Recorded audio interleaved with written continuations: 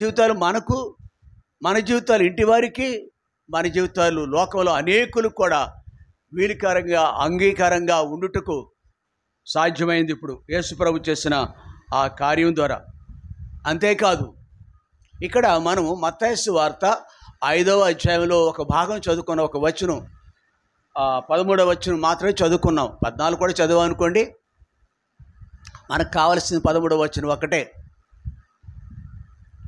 ఈ 5, 6, 7 అధ్యాయాలు ఉన్నవే యేసు ప్రభు భూమి మీద ఉండి ఒక కొండ మీద ఉండి ప్రజలందరూ తన దగ్గరకు వచ్చినప్పుడు అనేక ఆత్మ సంబంధమైన మేలుల కొరకు, అంతేకాదు భూ సంబంధమైన మేలు కొరకు కూడా ఈ జీవితం ఎలాగో జీవిస్తే చాలు అని వాక్యాన్ని బోధించారు. కొండ మీద ఉన్న ప్రసంగం అని పేరు దీనికి. ఎక్కడుంది అది? మత్తయి సువార్త 5, 6, 7 యేసు ప్రభు చెప్పిన లేఖనాలు ఇవి. ఈ అధ్యాయాలు బైబిల్ అంతటికీ కేంద్రస్థానముగా ఇవి ఉంటే చాలు అనమాట అండి మనకి. ఇది రోజు చదవాలి, పిల్లలు కానీ పెద్దోళ్ళు కానీ. అంతటి విలువైనవి ఇవి. అవి మనల్ని రూపాంతర అనుభవం తీసుకెళ్ళిపోతాయి. మత్తయి సువార్త 5వ అధ్యాయం బైబిల్ యొక్క సారాంశం అంతా ఇక్కడే ఉందా అనిపిస్తుంది మనకి.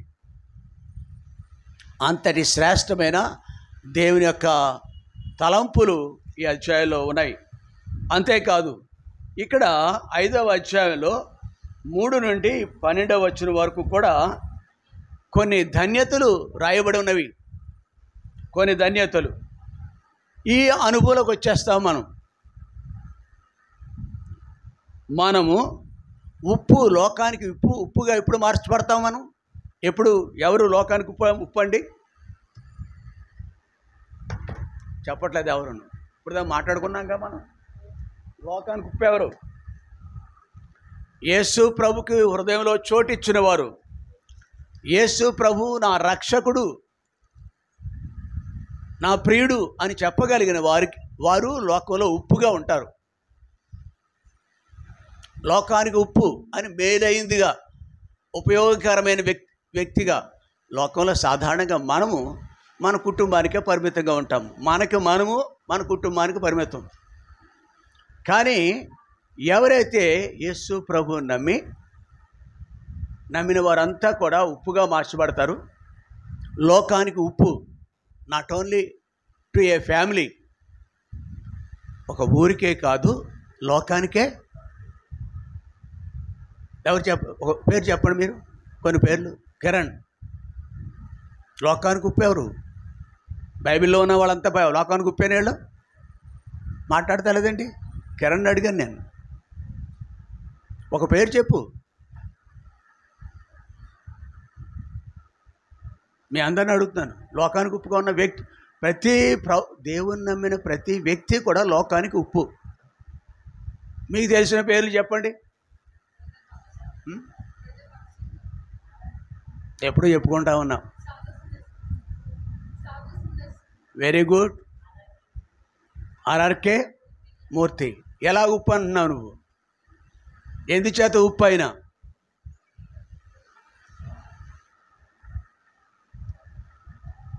ఒక వ్యక్తి మార్పు చెందిన తర్వాత తన గత స్థితిని గతాన్ని పాతిపెట్టి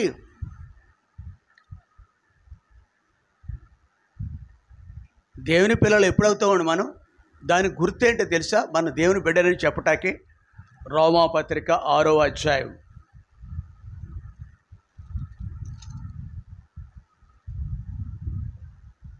ఓకే, 6వ అధ్యాయం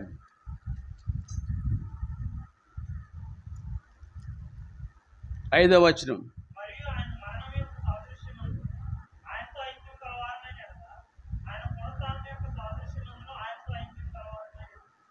4వ వచనం కూడా.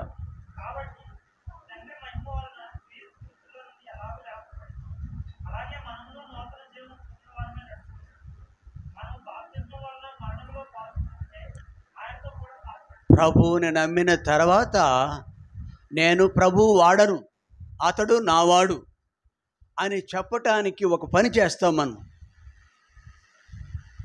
ప్రభు నమ్మిన తర్వాత బైబిల్ చదువుతాం, ప్రభు నమ్మిన తర్వాత మోకరించి ప్రార్థన చేసుకుంటాం, ప్రభు నమ్మిన తర్వాత మన గృహంలో ఆరాధన ఉంటుంది, మందిరంలో కాదు. పిల్లలు ఇందాకటి వరకు మొదటి వర్తంలో ప్రేమను గురించి చెప్పాడు సహోదరుడు. నిత్యము కనపడుతుంది పిల్లలకి తల్లిదండ్రుల మధ్య. అక్కడ కూడా పిల్లలు మాట్లాడుతూ ఉంటారు. కొంచెం ఓపికగా వాక్యం చెప్తున్నారు అంకులు చూడు కొడతారు అని చెప్పాలి. కొడతారు, ఓకేనమ్మా? We love children, no doubt. పిల్లలు మనం ప్రేమిస్తాం. ఈ వాక్యం చెప్పే ఒక అరగంట మాత్రమే మీరు కూడా డిస్టర్బ్ అవ్వకూడదు. అది భారం, నా భారం ఎవరికైనా. సరే రండి, ప్రభు నమ్మిన తర్వాత ఈ మార్పులు కనిపిస్తాయి మనలో, మన ఇంటిలో. ఈ లేదంటే నువ్వు దేవుని బిడ్డవు కాదు. గుర్తుంచుకో, దేవుని పాటలు వినపడకపోయినా, వాక్యానికి ప్రాధాన్యత లేకపోయినా, కుటుంబం కోసమా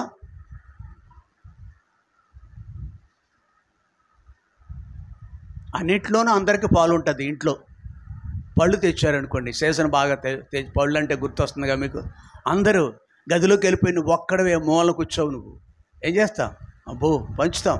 అవసరమైతే కొంచెం ప్రేమ బాగుంటే విశాలమైన హృదయం ఏంటి ఇతరులకు కూడా ఇస్తాం, ఇరుగు పొరుగు వారికి కూడా ఇస్తాం.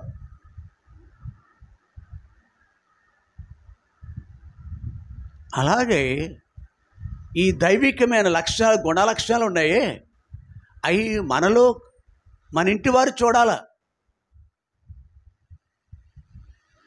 లేకపోతే నువ్వు ఎక్కడో ఏదో రాంగ్ పొరపాటు చేస్తున్నావు. నువ్వు దేవుని బిడ్డగా కలిగి ఉండవలసిన అవి లేవు. దేవునికి మహిమ లేదు నీ ఇల్లు ద్వారా, నీ ఇంట్లో. నానా, అరే చిన్నోడా పెద్దోడా, మీ పేర్లు మీకు ఉన్నాయిలే, మీ పిల్లలకి కొంచెం చెప్పు.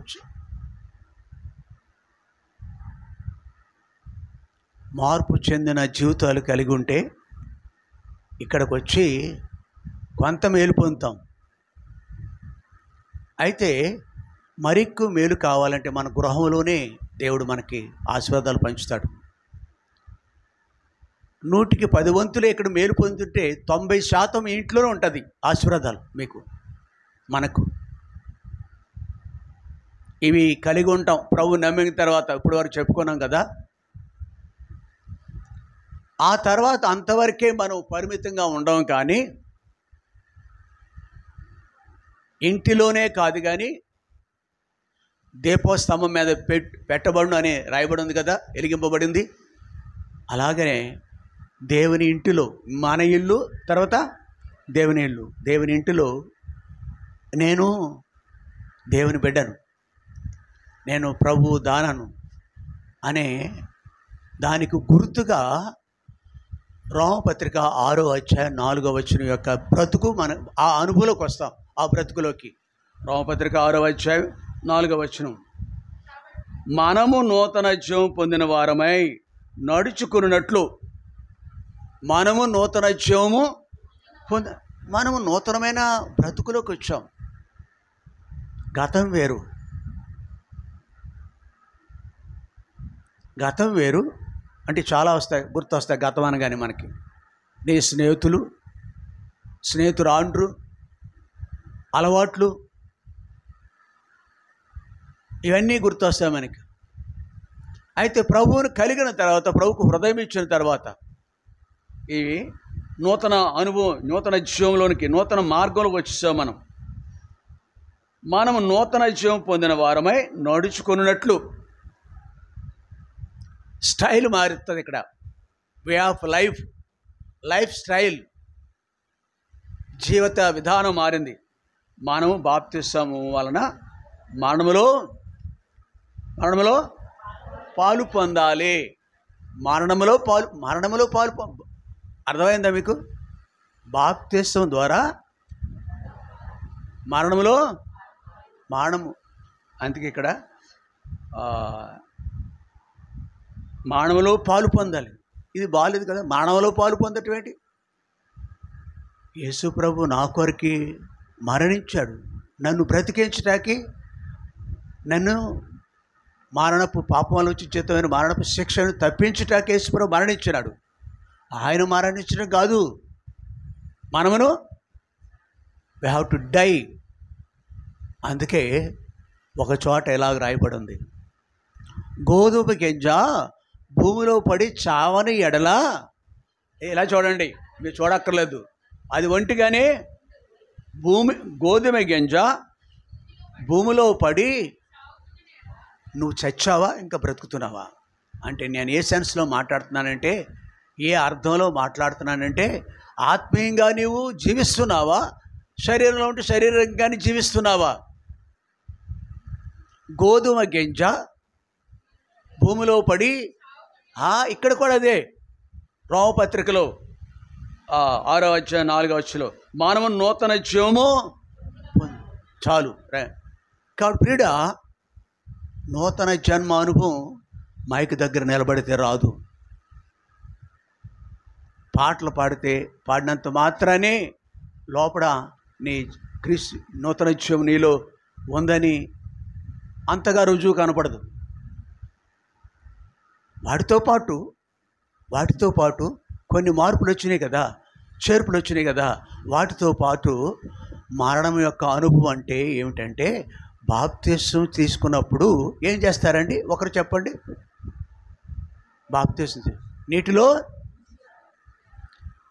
అంటే అక్కడ సమాధి చేసేస్తున్నారన్నమాట. అర్థమైందా? ఎంత అర్థం ఉంది. చచ్చిపోయిన వ్యక్తిని సమాధి చేస్తారు. అక్కడ ఆ భాగంలో సమాధి చేసేస్తారు. మరణములు యేసు ప్రభు మరణంలో కూడా పాలు పొందటం అర్థమైంది. ఇక్కడ మనము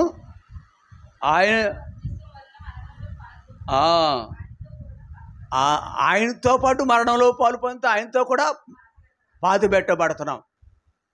అర్థమైంది కదా? అది బాప్తిసం. కొంతమంది బాప్తిసము నాకు అక్కరలేదు అంటే అర్థం ఏమిటంటే, నేను ఇంకా తీర్మానం చేసుకోలేదు, ఇంకా నా దేవుడు కాదు, ఆయన పూర్తిగా కాదు, కొంతవరకు ఆ పని మాత్రం నేను చేయలేను, ఇంకా నేను కొంతకాలము కొంతసేపు ఏం చేయాలి, లోకంలో జీవించాలి. మంచిదండి. కాబట్టి ఇప్పుడు మనం నూతన జీవం ఈ సాక్ష్యం కలిగి ఉంటాము. యేసు ప్రభు నమ్మిన తర్వాత ఉప్పుగా అనే మాటను బట్టి ఇక్కడికి వచ్చాం. లోకానికి ఉప్పు ఎప్పుడైతే తెలుసు, ఉప్పుగా మనం ఎప్పుడవుతామంటే, ఉప్పుగా ఎప్పుడు మార్చబడతామంటే, చచ్చిన అనుభవంలోకి మనం మరణానుభవంలోనికి, శారీరకంగా మరణానుభవంలోనికి మనము అనగా బాప్తిస అనుభవం కలిగిన తర్వాత మాత్రమే ఆ వ్యక్తి నూతన జీవం పొంది ప్రభు కొరకు జీవిస్తున్నట్టు అర్థం. నూతన జీవం పొంది ప్రభు కొరకు జీవిస్తున్నాడు అని అర్థం. అప్పుడు మాత్రమే మనము లోకానికి ఉప్పుగా ఉంటాం. ఈ ఉప్పు లక్షణాలు ఎలా ఉంటాయంట అంటే, ఒక వ్యక్తి ప్రభువు నమ్ముకుంటే, బాప్తిసం తీసుకున్న వ్యక్తివైతే నువ్వు, ప్రభు బిడ్డవైతే నువ్వు ఎలా ఉంటావంట. మత్తయి సువార్త 5వ అధ్యాయం 3వ వచనం నుండి 12వ వచనం వరకు ధన్యతలని ఇవన్నీ ధ్యానం చేయాలంటే చాలా టైం పట్టేస్తుంది. మనం ఎన్ని ధన్యతలు ఇక్కడ. ఆత్మవిశ్వాస వ్యక్తి ఎలా ఉంటాడు, దీనుడిగా ఉంటాడు, ప్రభు కొరకు అవసరమైతే దుఃఖంగా వెళతాడు, తర్వాత సాత్వికుడిగా ఉంటాడు, నీతి కొరకు ఆకలి దప్పులు కలిగి ఉంటాడు, కనికరం కలిగిన వాడిగా ఉంటాడు. అవునా కదా? ఇవన్నీ హృదయ శుద్ధి కలిగిన వాడిగా ఉంటాడు, సమాధానం పంచుతాడు అందరికీ, అనేకులకి ఇంట్లో సమాధానం, వంట్లో సమాధానం, ఎక్కడుంటే అక్కడ సమాధానం పంచే వ్యక్తులుగా ఉంటాము. నీతి నిమిత్తం హింసింపబట్టాకి ప్రవీణ్ పగడాల వలె నిన్న మొన్నే విన్నాం కదా, అందుకే ఆ మాటను చెప్పుకోవాలి మనం. అవునా కదా? ఇక్కడ ఎన్నియో 1 2 3 4 5 6 ఎన్ని ఉన్నాయండి? ఈ ధన్యతలన్నీ కూడా మానవుగా ఉంటాయి ప్రభు బిడ్డలకి. ఇవన్నీ ఉండాలి. ఏది లోపించినా ఉప్పు యొక్క లక్షణాలు నేను కలిగి లేనమాట. ఇప్పుడు ఉప్పు అంటాం. ఈ గుణ లక్షణాలు ఉంటేనే ప్రభు నమ్మిన తర్వాత మనం ఇవి ఇతరులకు పంచే వ్యక్తులుగా మనం ఉండాలని, అప్పుడు దేవుని పిల్లలుగా మనం మార్చబడతాము. మరో రీతిగా పేతురు రాసిన మొదటి పత్రిక 2వ అధ్యాయం, పేతురు రాసిన మొదటి పత్రిక 2వ అధ్యాయము 9వ వచనం.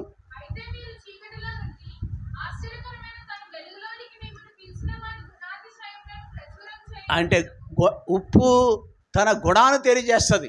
అమ్మా వింటున్నారా? ఉప్పుకి ఉన్న గుణం తెలుసు కదా, ఎలా ఉంటుంది అది? ఉప్పు ఎలా ఉంటుంది? అరే ఉప్పుగా ఉంటుందండి. అది కూడా చప్పగా ఉందంటే వేస్ట్, నిస్సారమైంది. అది బయట పారవేస్తాం మనం, పనికి మాలిందిగా అయిపోతేనే. ఇప్పుడు దాని గుణము అది తెలియజేస్తుంది. మనము దేవుని పిల్లలుగా మార్చబడిన మనము లోకానికి ఉప్పు కదా. ఆ గుణములు ఎలా ఉండాలంటే ఆయన గుణాలు చూపించాలి. గుణాతిశయములు ప్రచురించే నిమిత్తము ఏర్పరచబడిన వంశమును.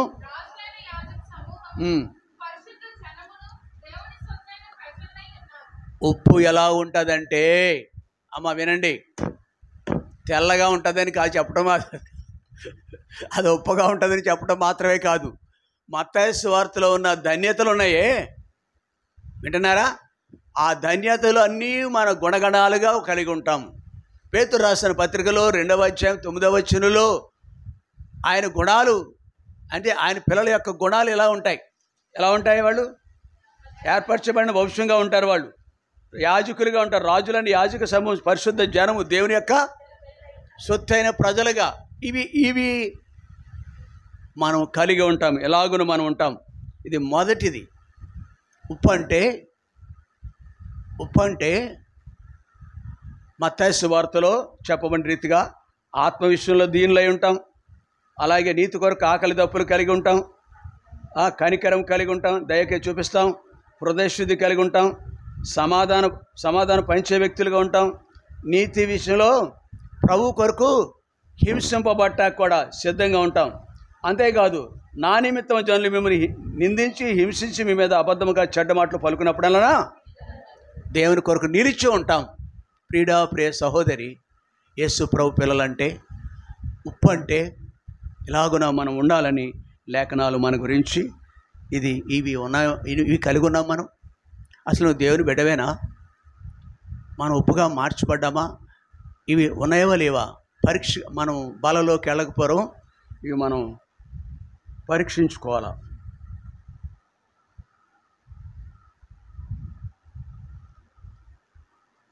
ఇవి మనలో కేవలం ఒక్కసారి చదువుకుంటేగా మాత్రాన అవి కలిగి ఉండవు. ఒక్కసారి చూసినంత మాత్రాన, ఒక్కసారి వినినంత మాత్రాన అవి మన అనుభవంగా ఉండవు, జీవిత అనుభవంగా ఉండవు. అనుదిన జీవితంలో ఇవి ఆఫీసులో ఉంటే ఆఫీసులో, పని చేస్తుంటే అక్కడ, వీధిలోను, ఊరులోను, ఇంటిలోను, అన్ని స్థలాల్లోనూ సువాసన వెదజల్లే సంపెంగి పువ్వుని చూడండి మీరు. అది వడిలిపోయే కొలిది కూడా సువాసన అధికం అవుతూ ఉంటుంది. పువ్వులు, కొన్ని పుష్పాలు ఉంటాయి, మంచి సువాసన. దాని యొక్క లక్ష్యం ఎలా కనిపిస్తుందో అక్కడ, అరే ఎవరి దగ్గర ఉంది ఇది, ఎవరు పెట్టుకొని, ఎక్కడ సువాసన వస్తుంది, ఇలా చుట్టూ ఇలా చూస్తాం మనం, పక్కన ఆ పక్కన చూస్తాం. మంచిదైనా అంతేనా? కొన్నిసార్లు ఇటు కూడా చూస్తాం. It's common. మనము కూడా, అరే ఇంట్లో మరో పాటలు వినపడుతున్నాయి,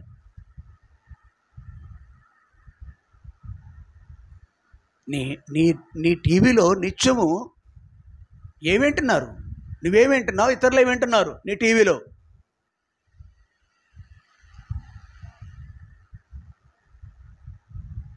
నీ నోట, మన నోట ఏముంది? ఇది యేసుక్రీస్తును చూపించేదిగా ఉంటుంది, ఆయనకు మహిమను ఆపాదించే వ్యక్తిగా ఉంటుంది. మనము ఏదో తీసుకొచ్చి కానుకలు పెట్టిలో వేస్తాం. అంతకంటే గొప్పది ఏంటో తెలుసా? అనుదినము ప్రతి సమయంలోనూ మన వే ఆఫ్ లైఫ్ బ్రతుకు ద్వారా ఆయనకు సువాసన, మీరు పరిమళ వాసనగా ఉండినట్లు. అరే ఏం చదువుకున్నప్పుడు క్రీస్తు మీ కొరకు ఆ మాట చెప్పడానికి మనం పరిమళ సువాసనగా ఉండినట్లు క్రీస్తు తను అర్పణగాను. ఇది చేయలేమా మనం? ఆయన కొరకు ఇది చేయలేమా?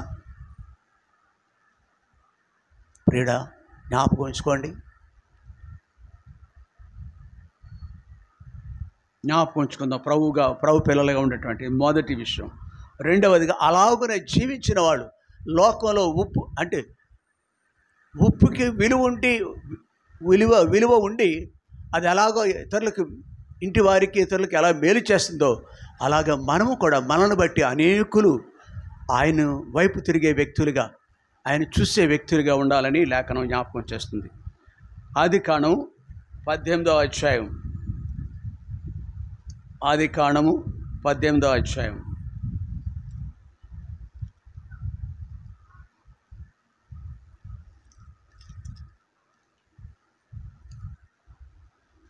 ఇరవై 22వ వచనం.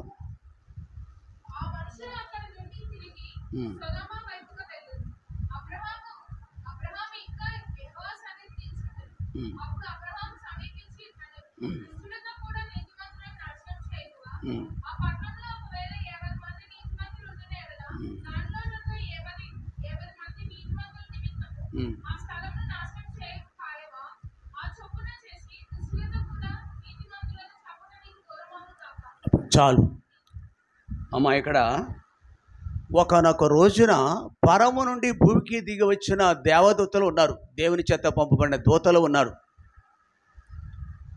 వారు ఏమంటున్నారు? 21వ వచనం.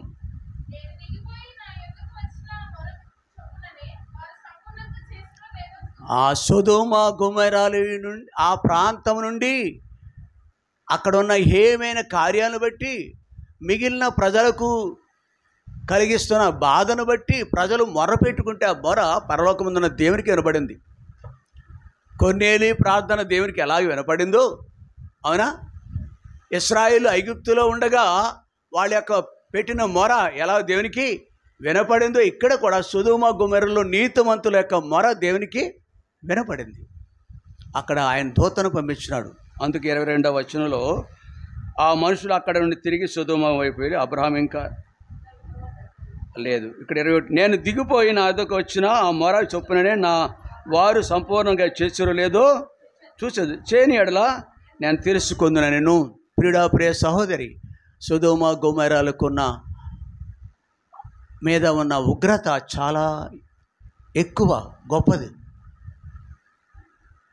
అక్కడ చెడిపోయిన ప్రజలు ఉన్నారు.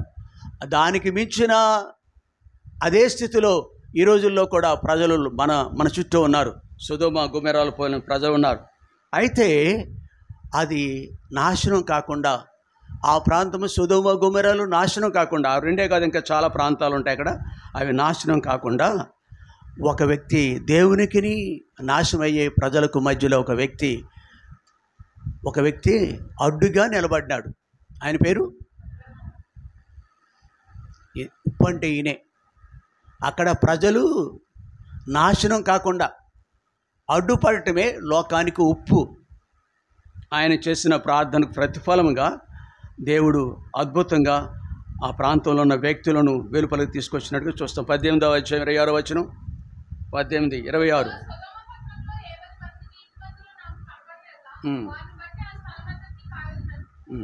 చాలు చూసారా? అబ్రహాము యొక్క ప్రార్థనకు ప్రతిఫలముగా కానీ అక్కడ అంతమంది లేరు కాబట్టి కొద్దిమంది ఉన్నారు. ఎవరున్నారు? లోతు ఒక్కడే ఉన్నాడు, ఆయన కుటుంబం. అంటే అబ్రహామును బట్టి లోతు మరియు కుటుంబము వెలుపలికి రావటానికి కారణము, లోకానికి ఉప్పుగా ఉండాలని చెప్పిన యేసు ప్రభు యొక్క మాటను బట్టి ఈ అబ్రహాము ఆ ప్రాంతంలో ఆ వ్యక్తులు మరణానికి అప్పగొప్పకుండా మరణాన్ని తప్పించడానికి ఉప్పుగా మారినాడని మనం చెప్పవచ్చు. అబ్రహాము ఆ రోజుల్లో, ఆ కాలంలో ఉప్పుగా ఉన్నాడని మనం చెప్తాం.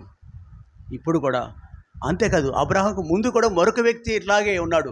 చూడండి, ఆదికాండము 7వ అధ్యాయం. ఆదికాండము 7వ అధ్యాయం చదువు.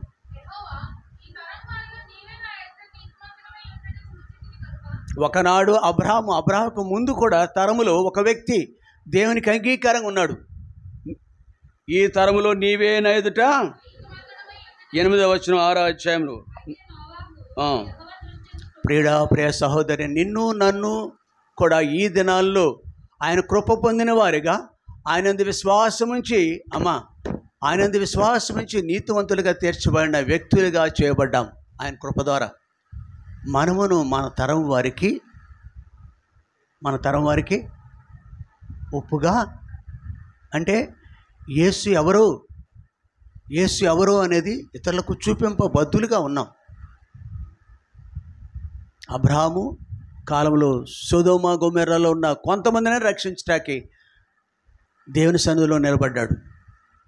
ఇక్కడ నోహు కాలంలో నోహు అక్కడే నిలబడ్డాడు. ఆ కాలంలో ఆ ప్రజలందరినీ దేవుని దగ్గర తీసుకురావటానికి. కానీ ఏ ఒక్కడు కూడా కనీసం, ఇక్కడ రాయబడిన మాట ఏంటంటే,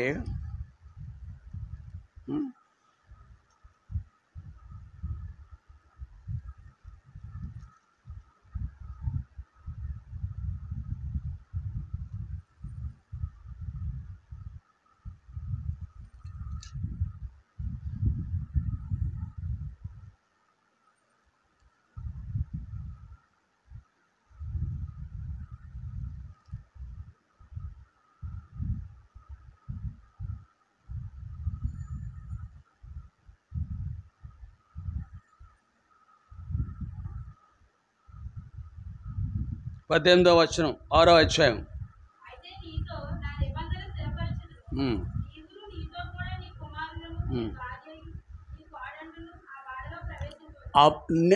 నీతిమంతుడైన నోహును బట్టి ఎంతమంది రక్షింపబడ్డారండి అమ్మా?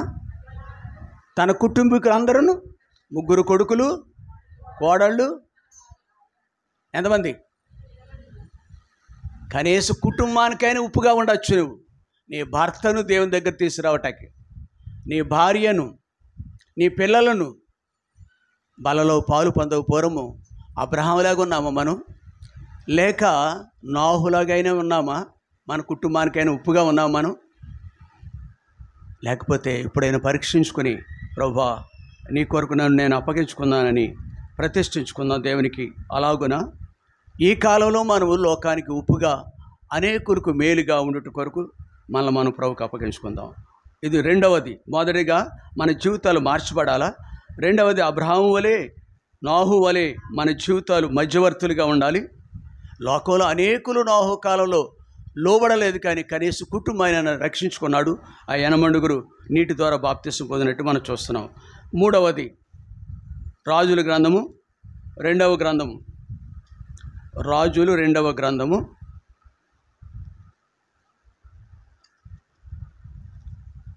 2వ అధ్యాయం 19వ వచనం.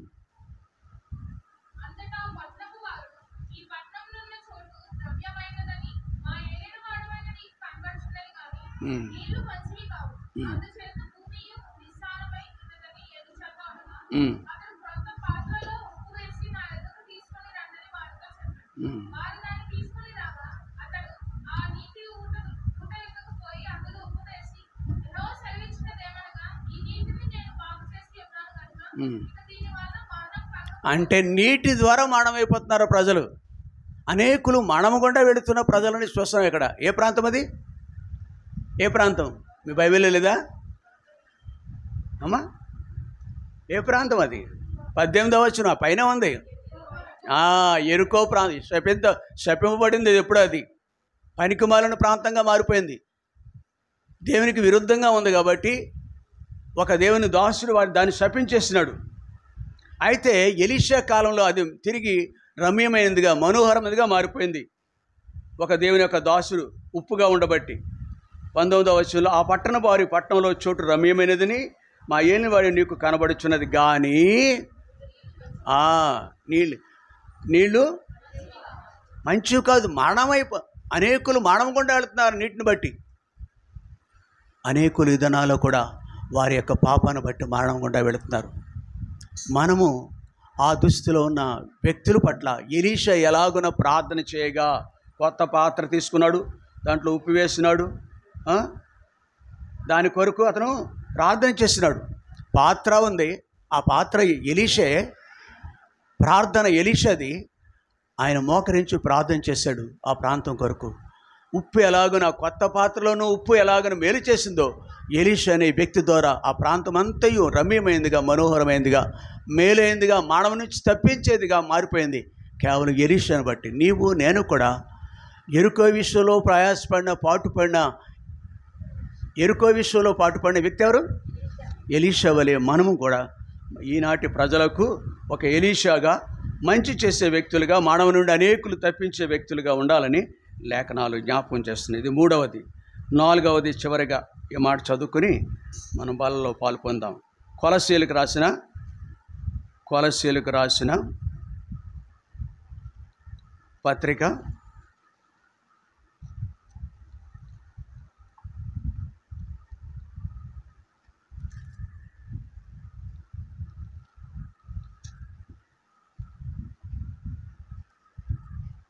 4వ అధ్యాయం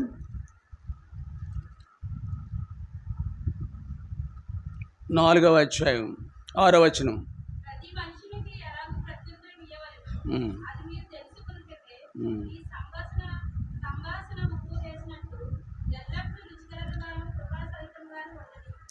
అబ్రహాము లోతు అని నివసించే సొదొమ గొమొరాలు నాశనం కాకుండా ఎలా తప్పించటానికి ఉప్పుగా మారినాడు, అలాగే ఎలీషా కాలంలో యెరికో ప్రాంతంలో ప్రజలందరూ ఆ నీటిని బట్టి మానవ గుండా వెళ్ళవలసిన పరిస్థితులలో ఎలీషా ఎలాగో నా ప్రాంతానికి ఉప్పుగా ఉన్నాడు. ఇప్పుడు కూడా ఇక్కడ కూడా కొలస్సీలకు రాస్తూ పరిశుద్ధాత్మ దేవుడు మీ సంభాషణ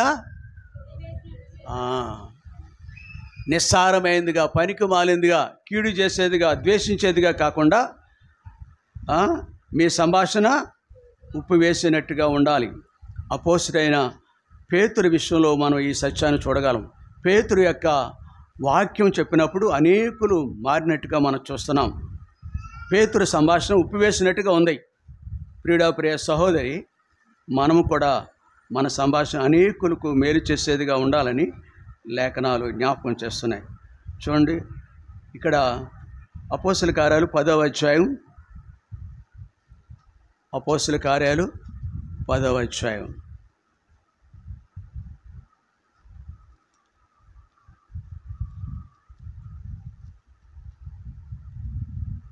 5-6 వచనాలు.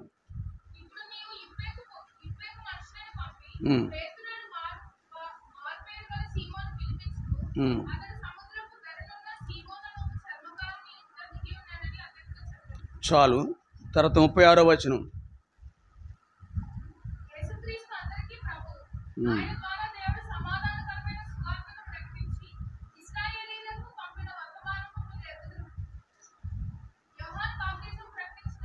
నలభై 47వ వచనం.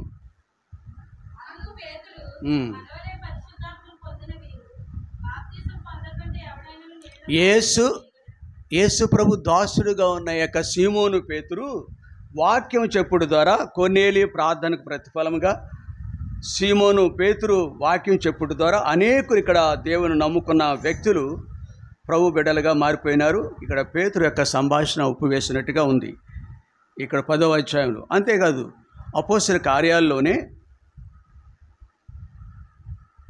3వ అధ్యాయం, అపోస్తల కార్యములు 3వ అధ్యాయం 40వ వచనం, 2వ అధ్యాయం.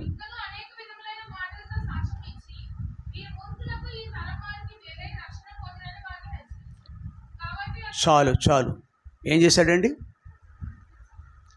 పేతురు మాట్లాడుతున్నాడు ఇక్కడ 40వ వచనంలో. అనేక విధములైన మాటలతో సాక్ష్యం ఇచ్చి మీరు మూర్ఖులకు ఈ తరం వారికి వేరే రక్షణ పొందుడని హెచ్చరించాను. అతని వాక్యమును అంగీకరించిన వారు బాప్తిసము పొందిరి. ఆ దినమందు ఇంచుమించు ప్రియ సహోదరి, అంటే ఈ లోకపు నటనతో జీవిస్తున్న మనుషులు, లోకానుసారంగా జీవిస్తున్న ఈ మనుషులు యేసు ప్రభువుని చూసినట్లు ఒకే ఒక వ్యక్తి ఒక దినమైన వాక్యం చెప్పినప్పుడు ఎంత గద్దింపుతో మూర్ఖులాగా ఈ తరం వారికి వేరే రక్షణ పొందుడని చెప్పిన ఒక మాటను బట్టి వాళ్ళంతా కూడా ప్రభువైన యేసునందు విశ్వాసం ఉంచారు. వాళ్ళంతా కూడా రక్షింపబడిన అనుభవం, అంటే మానవ నుండి జీవులను దాటివ్వబడ్డారు. ఇతని యొక్క వాక్యం ఎలా ఉందండి? ఉప్పు వేసినట్టుగా ఉంది. 4వ అధ్యాయం, ఇక్కడే 4వ అధ్యాయం 4వ వచనం.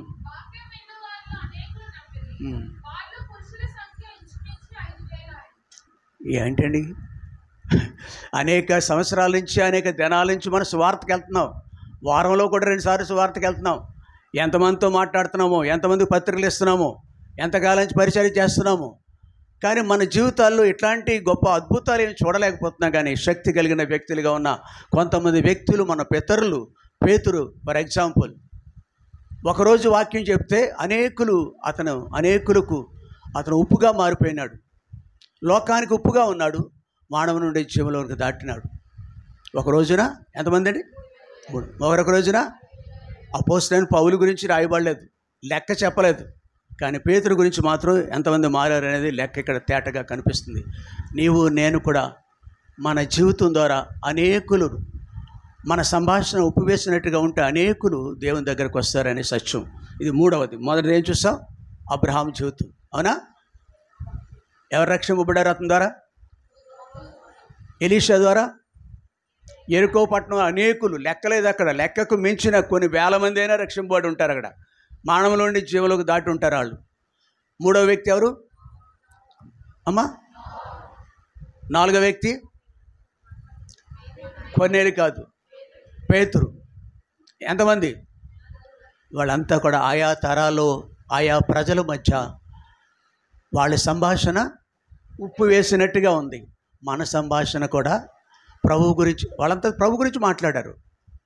దైవికమైన శక్తిని ఇతరులు చూశారు, దైవికమైన శక్తిని ఇతరులు చూస్తున్నారు.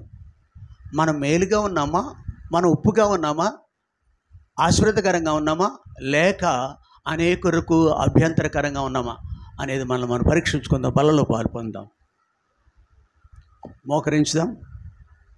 సహోదరుడు ఇర్మియా వాళ్ళ కొరకు ప్రార్థన చేస్తాం.